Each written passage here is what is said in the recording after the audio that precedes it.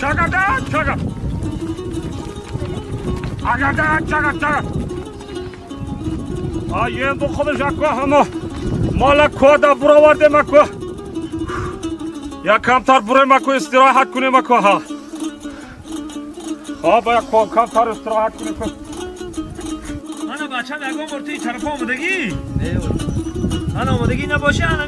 باغ هم خدمتی من این همی باغ خالدار باغ گفتنی من هم خدمت دارم مخصوص ده کت گمون خدمت یک جا بدیم انا این باغ هم من این باغ همیشه اینجا دارم مال دارم حال دارم بچه فهمیدی من هستم نیستم ولی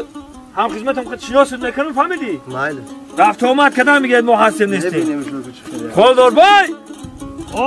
لبای همینجا هسته هم خدمت باید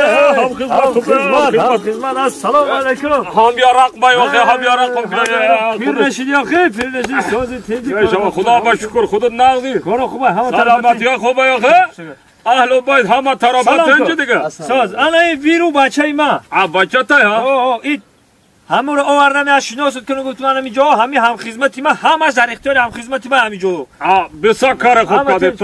طور کده خدا با شکر ما اینم مالا کودا های کدم اگه کمتر گفتم یا استراحت کنم اکو عبید شدگی مالا اودادم کودا سر کدم خوب کده خیلی نمی شناسای فرزند قطعی خوب ایده که همیش شناسای بچه من مالی هم دانشجو ایو هم معلم درس میتم معلم های بشه که کمتر یا استراحت کنیم یا کمتر صحبت کنیم گمنس بشه بچه هم شما بزانا هم خدمته آله بگو بچه را معلم کدم هم دانشجو هم در بالای دانشجوش معلم شیده کار میکنه درس میده این بچه ایتا خراب شده میخونم علم که ها مختی خراب میشه